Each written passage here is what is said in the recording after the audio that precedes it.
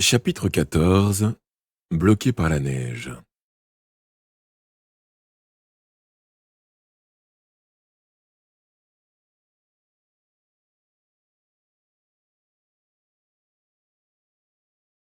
Les rues pavées d'Arlington seraient... Ah. Les rues pavées d'Arlington étaient ensevelies sous un édredon blanc de 6 pouces d'épaisseur. Dans les dernières lueurs du jour, des enfants aux joues rougies glissaient sur des luges et bombardaient les boules de neige en poussant des cris stridents. Les passants semblaient moins ravis devant moi. Non, les passants semblaient moins ravis. Devant moi, des femmes enveloppées dans des châles avançaient d'un pas hésitant, les yeux fixés sur le sol. Un panier au bras, elles se dirigeaient vers la rue de Babylone pour quelques courses. Je les suivis jusqu'à la boutique d'Andrew. Lorsque je poussai la porte, une clochette tinta. Il n'y avait personne, mais des pas retentirent dans la pièce de derrière.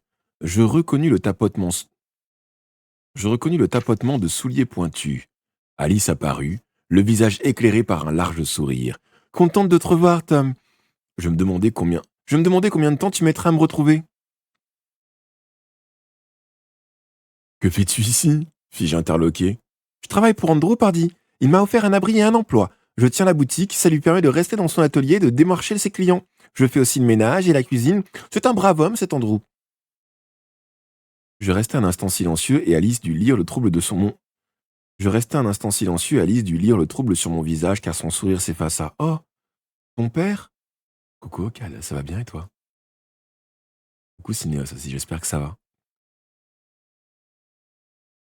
Quand je suis arrivé, papa était mort. Je ne pus en dire plus, une boule s'était formée dans ma gorge. Alice était déjà près de moi et m'entourait les épaules de son bras. « J'ai beaucoup de peine pour toi, Tom. Viens te réchauffer. » Elle me mena dans l'habitation. Le salon était une pièce confortable, meublée d'un canapé et de 2 grands fauteuils. Un feu généreux crépitait dans l'âtre. « J'aime les bonnes flambées, » dit Alice avec entrain. « Andrew lui économise le charbon. Par chance, il est presque tout le temps occupé et ne rentre qu'à la nuit, quand le chat n'est pas là. » Enfin, quand le chat n'est pas là... J'appuyai mon bâton contre le mur et me laissai tomber sur le canapé face à la cheminée. Au lieu de s'asseoir à côté de moi, Alice s'agenouilla près de l'âtre, sur le tapis, me présentant son profil. « Pourquoi as-tu quitté les Hearst ?»« Je ne voulais plus rester, fit-elle avec une moue. Morgan me harcelait pour que je l'aide, sans me dire exactement à quoi. Il a une dent contre le vieux Grégory, c'est sûr. Il mijote un projet pour lui reprendre quelque chose. » J'en savais plus qu'elle à ce propos. Je décidai cependant de ne rien lui révéler dans l'immédiat. J'avais promis à Morgan de garder le silence, je ne pouvais prendre de risques. S'il découvrait que j'avais parlé à Alice, il se vengerait sur mon père. Je crois que le chat a besoin de sortir, attendez, je reviens. Exactement, Nana Rakabelpedia. Exactement. Oui, c'est pas propre là.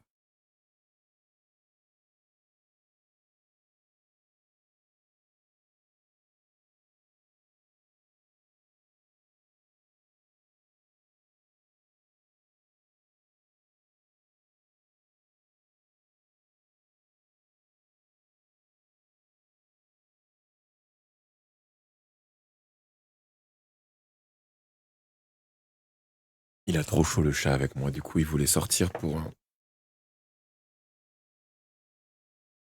pouvoir se coucher sur le sol frais. Plus frais en tout cas que le plancher. 2,21 gigawatts. Et merci Miel. Je pense qu'on va revoir tout le système d'alerte et en faire des spéciales pour la lecture, ce serait peut-être pas bête.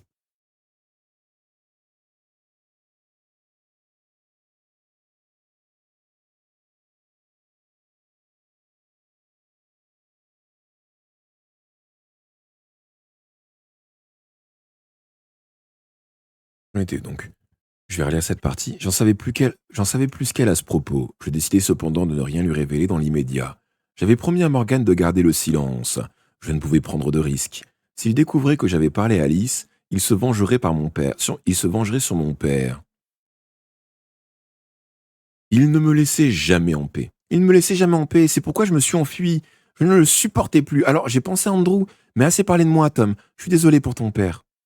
Ce fut très dur, soupirai-je. J'ai même manqué l'enterrement. Quant à maman, elle était partie on ne sait où. Peut-être est-elle retournée dans son pays, en ce cas, je ne la reverrai pas. Je me sens tellement seul. J'ai vécu seul presque toute ma vie, je comprends ce que tu ressens. Elle posa sa main sur la mienne. Maintenant, je t'ai et tu m'as, n'est-ce pas? Nous serons toujours là l'un pour l'autre. Même le vieux Grégory ne pourra empêcher cela. Oh, l'épouvantail n'est pas en état d'empêcher quoi que ce soit en ce moment, lâchai-je. En mon absence, Meg avait retourné la situation. C'est lui qui est enfermé à présent. J'ai besoin qu'Andrew me fasse une clé pour le sortir de là, et j'ai besoin de ton aide. Toi, Andrew, vous êtes mon unique recours. Alice ôta sa main et un léger sourire étira le coin de sa bouche. Oh, il n'a eu que ce qu'il méritait, une bonne dose de sa propre médecine. Oh, je ne peux pas l'abandonner, Alice. Et puis, il y a l'autre Lamia, la sauvage, la sœur de Meg. Elle s'est extirpée de sa fosse et traîne dans les escaliers derrière la grille de fer. Imagine si elle sortait de la maison. Plus personne ne serait en sécurité au village, avec tous les enfants qui habitent ici. Oh, ce n'est pas si simple, répliqua Alice. Faudrait-il que Meg soit enfermée au fond d'une fosse, ou qu'elle passe le reste de sa vie abrutie par cette tisane d'oubli? D'une façon ou d'une autre, les choses devaient changer. Donc tu refuses de m'aider? Je n'ai pas dit ça, Tom. Je dois réfléchir, voilà tout. Quand Andrew rentra, en fin de journée, je l'attendais dans la boutique. Qu'est-il arrivé, Tom? Demanda-t-il en tapant des pieds pour faire tomber la neige de ses bottes. Que veut encore mon cher frère?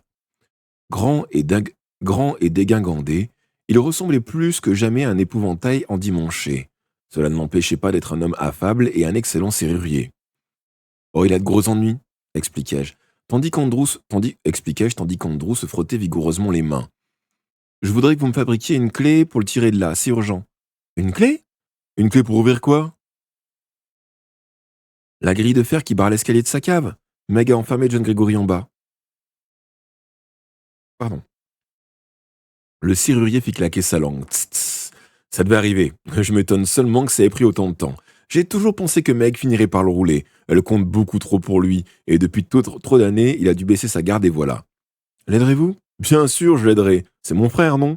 Mais j'ai été dehors toute la journée, je suis gelé. Je ne pourrai rien faire avant d'avoir rempli mon ventre d'un bon ragoût bien chaud. Tu me raconteras les détails pendant que nous dînerons. Bonne journée, Ocade. Prends soin de toi, des bisous.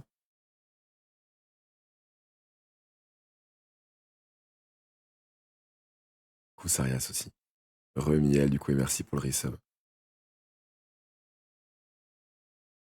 Rien ne m'avait permis jusque-là de juger les talents de cuisinière d'Alice, à part quelques lapins rôtis sur la braise lorsque nous étions en chemin. L'appétissant fumée montant de la marmite nous promettait un excellent repas. Je ne fus pas déçu. Ah, c'est délicieux, Alice, dis-je en jouant de la fourchette avec appétit.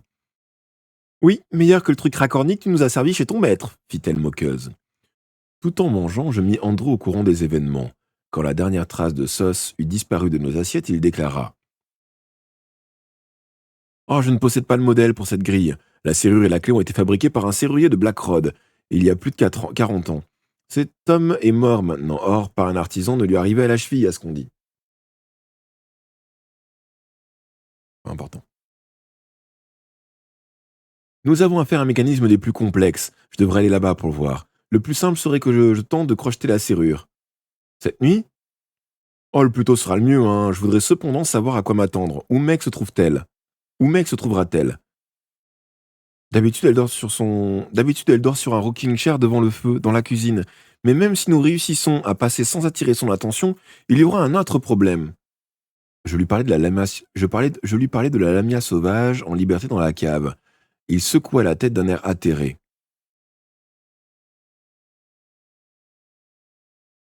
Comment as-tu l'intention de te débarrasser d'elle? Tu vas utiliser ta chaîne d'argent? Je ne l'ai pas, elle est restée dans mon sac. Heureusement, j'ai pu emporter mon bâton en bois de sorbier. Avec un peu de chance, il tiendra la lamia à distance. La mine d'Andrew s'assombrit. Ce plan me paraît beaucoup trop risqué, Tom. Je ne pourrai pas crocheter une serrure pendant que tu affronteras 2 sorcières. Il y a peut-être un autre moyen.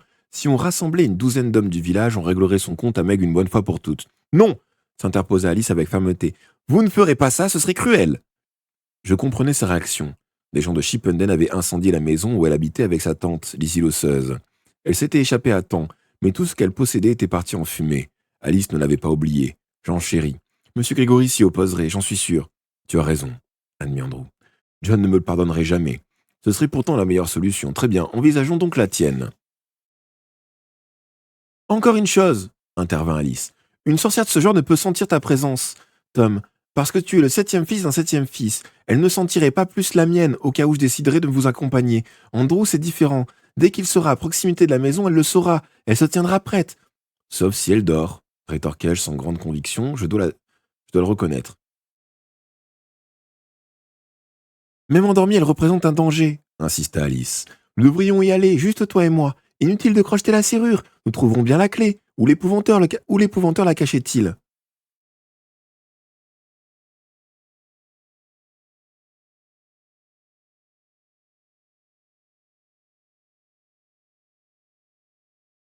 Des bisous à tout à l'heure.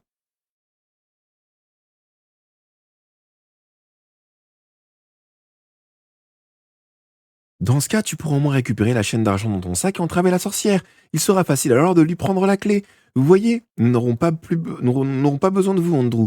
Tom et moi, nous y arriverons. Andrew sourit. Ça me convient. J'aime autant rester à distance de cette maison et de sa sinistre cave. Mais je ne vous laisserai pas faire tout le travail sans vous donner un petit coup de main. Si vous n'êtes pas de retour dans 3 heures, je rassemblerai une douzaine de gars du village. Tant pis pour John, il devra en assumer les conséquences. Soit, soit, dis-je. Seulement, plus j'y réfléchis, plus il me paraît dangereux d'entrer par la porte de derrière, la nuit. La nuit, Meg dort dans la cuisine, elle nous entendra. Si on emprunte la porte de devant, on risque aussi de la réveiller. Il y a une meilleure solution, nous introduire dans la maison par la fenêtre de derrière, à l'étage comme les autres. Elle est plutôt délabrée, à cet endroit, la falaise est à 3 pas du mur. Je pourrais sauter sur le rebord, forcer l'ouverture et pénétrer dans la chambre. Ah, ce serait de la folie s'écria Andrew. Un tel saut serait bien trop dangereux. D'autre part, si tu crains que le bruit d'une clé tournant dans la serrure réveille Meg, imagine le raffut que tu ferais en forçant une fenêtre. Alice me regardait comme si j'avais proféré une stupidité. Ce que je déclarai ensuite effaça son sourire railleur. Meg ne s'apercevrait de rien si quelqu'un tambourinait à la porte au même moment.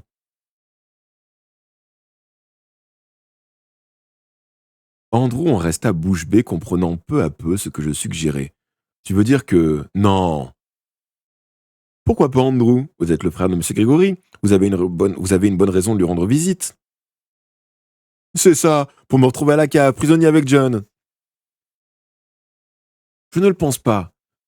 Je crois que Meg ne viendra même pas ouvrir. Elle ne veut pas elle ne veut pas que l'on sache au village qu'elle s'est libérée, qu'elle est en liberté. Elle craint la fureur des gens. Si vous frappiez à plusieurs reprises, ça me laisserait le temps dont j'ai besoin. Ce n'est pas une mauvaise idée, approuva Alice. Andrew repoussa son assiette vide et demeura pensif. Une dernière chose me tourmente, dit-il enfin. Tu n'auras pas le recul nécessaire pour prendre de l'élan avant de sauter, d'autant que le sol gelé est glissant, tu n'y arriveras pas. Ça vaut le coup d'essayer. Si je constate que c'est impossible, nous reviendrons plus tard et tenterons de passer par la porte. Après réflexion, Andrew proposa.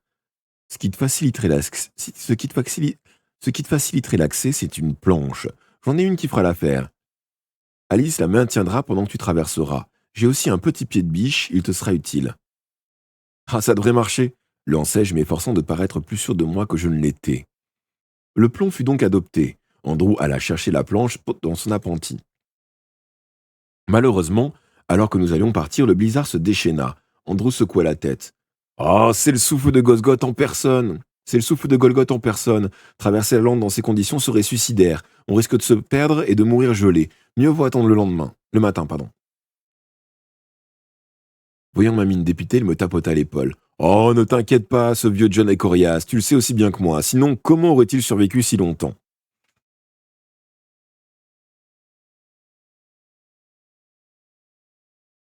Berk. Il n'y avait que 2 chambres à l'étage, une occupée par Andrew, l'autre par Alice. Je m'installai dans le salon, sur le canapé roulé dans une couverture. Lorsque le fût mourut dans l'âtre,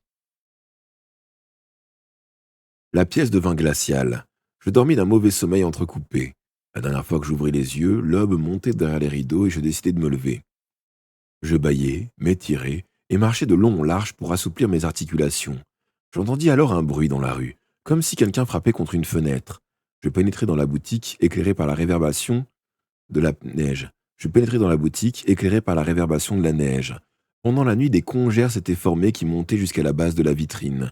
Là, appuyé au carreau, je vis une enveloppe noire. Elle avait été placée de sorte qu'on put lire de l'intérieur le nom écrit dessus. On était le destinataire, et elle ne pouvait provenir que de Morgane. Je fus tenté de la laisser où elle était, puis je réalisai que la rue serait bientôt pleine d'activités et que n'importe quel passant pourrait voir cette lettre, la prendre, la lire.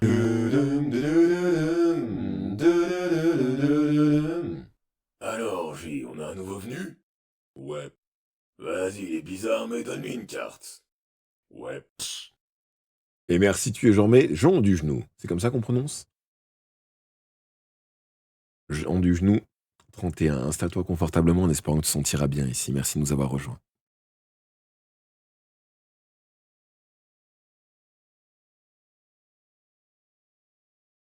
Ah. Et merci Sarias pour le resub aussi. Merci pour le cadeau et pour le soutien. Je fus tenté de la laisser où elle était, puis je réalisai que la rue serait bientôt pleine d'activités et que n'importe quel passant pourrait voir cette lettre, la prendre, la lire, pas question que quiconque se mêle de mes affaires. Il y avait tant de neige entassée devant la porte que je ne pus l'ouvrir. Je dus passer par celle de derrière, traverser la cour et contourner la maison. J'avais plongé dans le tas de neige quand je remarquai un détail très étrange.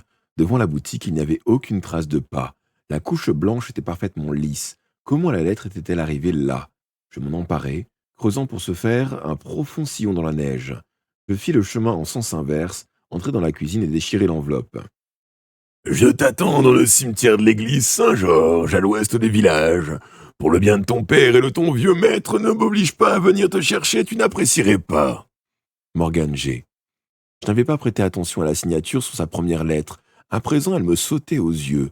Morgan avait-il pris un autre nom? L'initiale aurait dû être un H pour Hearst.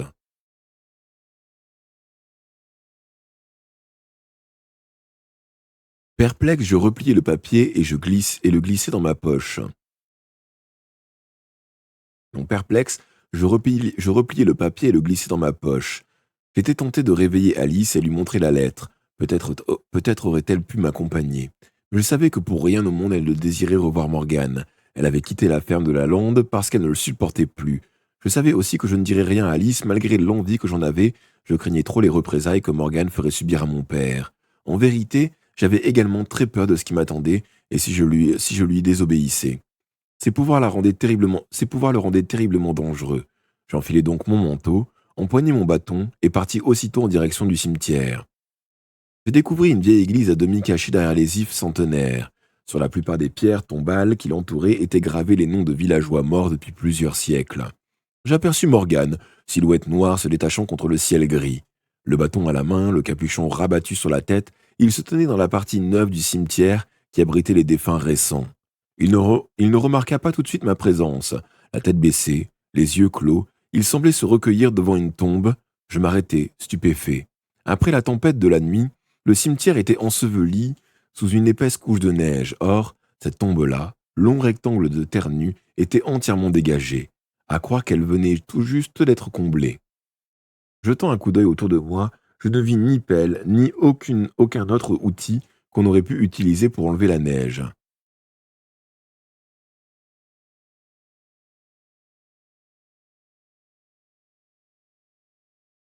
Lis l'inscription sur la stèle, ordonna Morgane me regardant enfin. J'examinai la pierre dressée. 4 corps étaient enterrés dans cette fosse, empilés les uns sur les autres. Telle était la coutume dans le comté. On gagnait de la place, et les membres d'une même famille étaient réunis dans la mort. 3 étaient les enfants. Le dernier nom était celui de leur mère. Les enfants reposaient là depuis environ 50 ans, décédés respectivement à 2, 1 et 3 ans. La mère était morte depuis peu. Son nom était Emily Burns. C'était la femme à qui mon maître avait été autrefois fiancé, celle qu'il avait prise à l'un de ses frères, le père Grégory. Elle a eu une existence bien pénible, Dit Morgane. Elle a presque toujours vécu à Blackrod.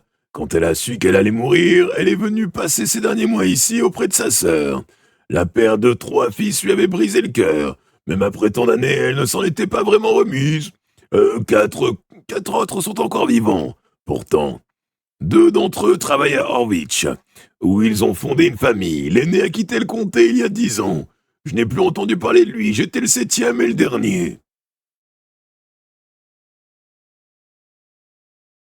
Il fallut quelques secondes pour que l'information parvint à mon cerveau. Je me souvins alors de ce que l'épouvanteur avait dit à Morgan lorsqu'il était alité chez les Hearst. Je me soucie de toi et de ta mère. Je l'ai aimée autrefois comme tu le sais. Il parlait d'Emily Burns, pas de Madame Hearst. Peu après ma naissance, continua Morgan, mon père a quitté la maison définitivement. Il n'a jamais épousé ma mère, il ne nous a jamais donné son nom. C'est moi qui ai décidé de le prendre. Je le contemplais stupéfait.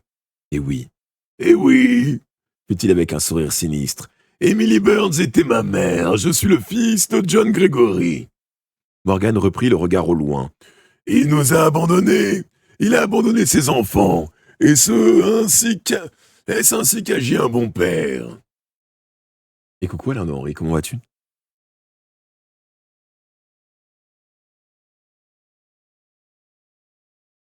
J'aurais voulu prendre la défense de mon maître, mais je ne savais pas quoi dire.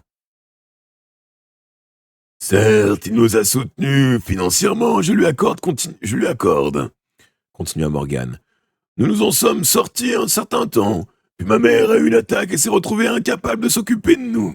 On nous a dispersés dans des familles d'accueil, j'ai tiré le plus court brin de paille et j'ai échoué chez les Hearst. J'ai craché en même temps, j'ai postillonné, pardon. Quand j'ai eu 17 ans, mon père est venu me chercher et m'a pris comme apprenti. Je m'étais jamais senti aussi heureux qu'à cette époque. J'avais si longtemps désiré un père, je cherchais désespérément à lui complaire. Je faisais de grands efforts, mais je n'arrivais pas à oublier combien ma mère avait souffert à cause de lui. Je commençais également à le percer à jour. Au bout de 3 ans, il ne faisait plus que se répéter. Je pouvais prévoir chacune de ses décisions. J'ai compris que j'allais devenir beaucoup plus puissant que lui. Je suis le 7e fils du 7e fils d'un 7e fils. La 3e génération de 7e fils. Je sais pas, ça a fait la même voix qu'hier, c'est terrible. Je perçus dans sa voix une note d'arrogance qui m'irrita.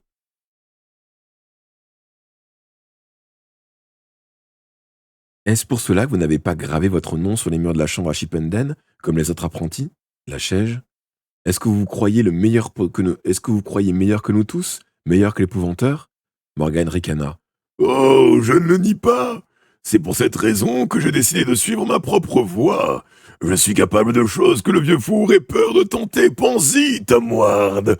Des connaissances et un pouvoir tel que le mien, et l'assurance que ton père reposera en paix. Voilà ce que je t'offre en échange d'un tout petit service.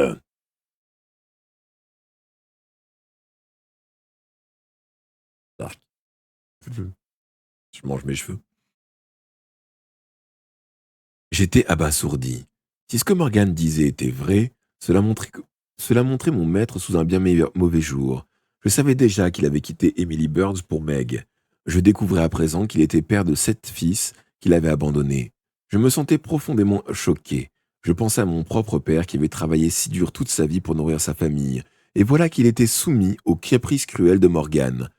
J'étais bouleversé et furieux. Il me sembla que le sol tanguait sous mes pieds et je faillis perdre l'équilibre. « Eh bien, mon jeune apprenti, l'as-tu avec toi ?» Je le fixai interloqué. « Le grimoire, je t'ai ordonné de me l'apporter. J'espère que tu m'as obéi, sinon ton pauvre père en partira. »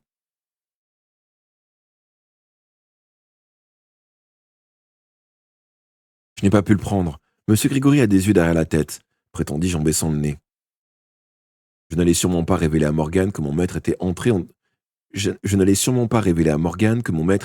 griffes de Meg. S'il avait su que l'épouvanteur était neutralisé, il serait allé lui-même chercher les grimoires. John Gregory avait peut-être de noirs et terribles secrets. J'étais toujours son apprenti, je le respectais. Il me fallait du temps pour sauver mon maître et le prévenir des agissements de Morgan. Ensemble, nous étions venus à bout du lanceur de cailloux. Ensemble, nous réussirions bien à empêcher Morgan de nuire. J'ai besoin d'un plan pour saisir le moment opportun, dis-je. Soit, mais ne me fais pas attendre trop longtemps. Je veux avoir ce livre mardi prochain au coucher du soleil. Tu te souviens de la chapelle dans notre cimetière? Je fis signe que oui. C'est là que je t'attendrai. Je n'aurais peut-être pas le...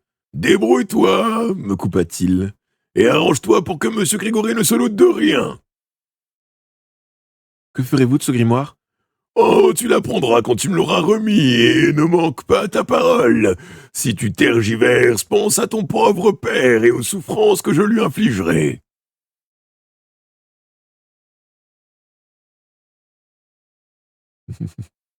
Eh ben écoute, ça suffit de regarder les vidéos YouTube, au pire.